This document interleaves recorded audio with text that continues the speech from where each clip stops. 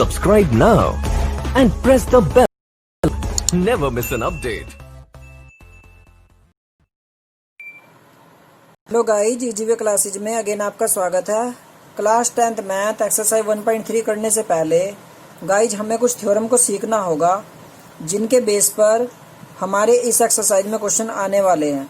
वे question easily तभी solve होंगे जब आप इस थ्योरम को बहुत ही ध्यान से समझ लेंगे। कॉन्सेप्ट आपका क्या हो जाएगा, क्लियर हो जाएगा। तो गाइज स्टार्ट करते हैं थ्योरम 1.4। Prove √2 is irrational. हमें ये प्रूव करना है कि √2 जो है वो एक इरेशनल नंबर है। प्रूफ स्टार्ट करते हैं। Let √2 is rational. हमें प्रूव क्या करना है, इरेशनल, और हमने लेट क्या किया है, रेशनल। क्यों? क्योंकि गाइज इस थ्योरम को प्रूव करने के लिए आप कंट्राडिक्शन थ्योरम का यूज करोगे।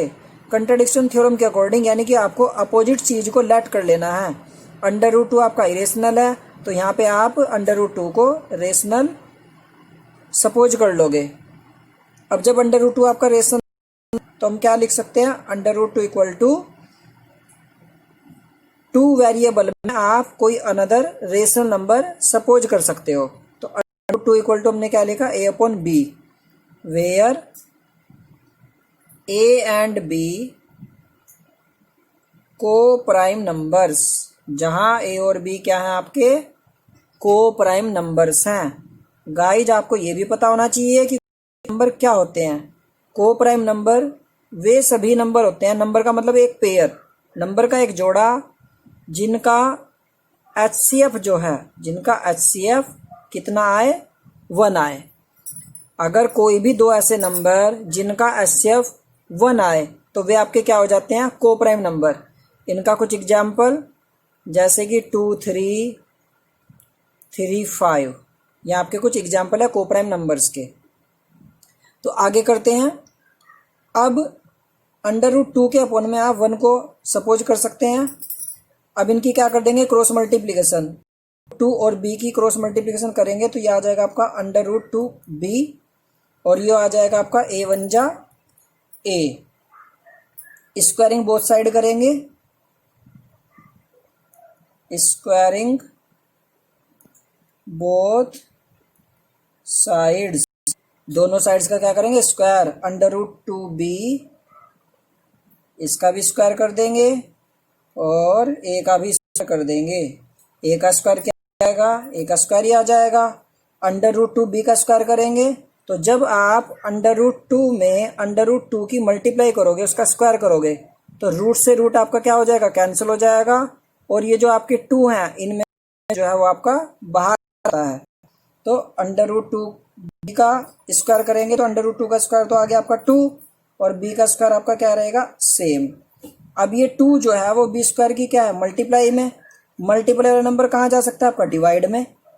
अब जब 2 को आप डिवाइड में लेके जाओगे तो इसका मतलब क्या हो जाएगा, इसका मतलब हो जाएगा कि a स्क्वायर जो है वो आपका 2 से डिविजिबल है। तो हम क्या लिख सकते हैं, a square is divisible by 2, then a is also divisible by 2। यह आपने थ्योरम 1.3 में सीखा, 1.3 में सीखा था कि अगर किसी नंबर का स्क्वायर किसी प्राइम नंबर से डिवाइड हो जाता है तो वो नंबर भी आपका उस प्राइम नंबर से क्या हो जाता है गाइज, डिवाइड हो जाता है। तो ये आपका आपने इस तरीके से लिख लिया। अब आप क्या करोगे, अब हम a के प्लेस पर कोई कांस्टेंट नंबर ले लेंगे। तो हमने मान लिया let a equal to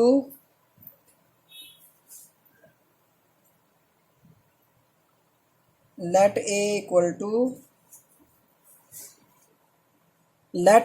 to 2k। अब इस 2k को आप इस अपने इक्वेशन 1 में, इक्वेशन फर्स्ट में रख देंगे। तो हमारी इक्वेशन फर्स्ट क्या थी, 2 into b square. 2 into b square आपका सेम रहेगा। ए के प्लेस पर आपके क्या लिखना है, 2k। राइट साइड आप ए के प्लेस पर 2k लिखोगे और उसका क्या करना है, स्क्वायर। तो 2 इंटू बी स्क्वायर आपका हो जाएगा 2 का स्क्वायर करेंगे 4 और k के स्क्वायर को क्या बोलोगे आप, k का स्क्वायर ही बोलेंगे। 2 से 4 जो है वो आपका डिवाइड हो जाएगा कितनी बार, 2 time. b square equal to 2k का स्क्वायर। अब गाइस जैसे 2 b स्क्वायर की मल्टीप्लाई में था तो a स्क्वायर को हमने 2 से डिविजिबल मान लिया था, उसी तरह a को डिविजिबल मान लिया था 2 से। अब 2 की k स्क्वायर की मल्टीप्लाई में क्या है 2, तो ये जो 2 है वो 2 कहाँ जाएगा, b स्क्वायर की डिवाइड में। इसे हम क्या सकते हैं, इसे हम लिख सकते हैं b square is divisible by 2, then b is also divisible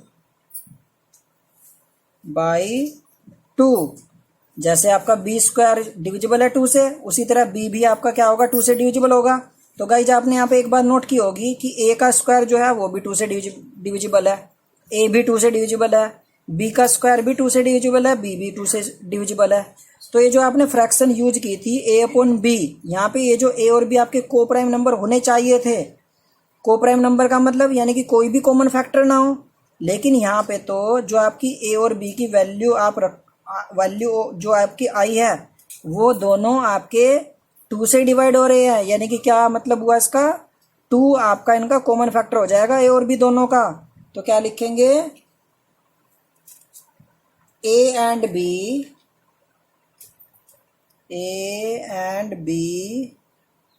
have a common factor, a and b have a common factor 2। अब जब इनका कॉमन फैक्टर आ गया तो कॉमन फैक्टर 2 का मतलब 2 से दोनों नंबर डिवाइड हो रहे हैं, तो एचसीएफ आपका 1 आएगा नहीं, और जब आपका एचसीएफ 1 नहीं आएगा तो ये आपके को प्राइम नंबर नहीं माने जाएंगे। इसका मतलब हमने √2 को जो कि रेशनल आपने मान रखा है ये हमने गलत माना है, गलत लेट किया है। तो यानी कि जब ये गलत साबित हो गया, हमारी बात जो है वो गलत साबित हो गई, तो यानी कि जो क्वेश्चन जो थ्योरम में आपकी स्टेटमेंट थी वो आपकी करेक्ट प्रूव हो जाएगी। तो लिखेंगे सो दिस कंट्राडिक्शन, कंट्राडिक्शन का मतलब विरोधाभास, contradiction, so this contradiction is arisen. तो यहाँ पे एक अराइजन हुआ है, यानी कि एक विरोधाभास निकला है यहाँ से, बिकॉज ऑफ अवर, किसकी वजह से, because of our incorrect assumption,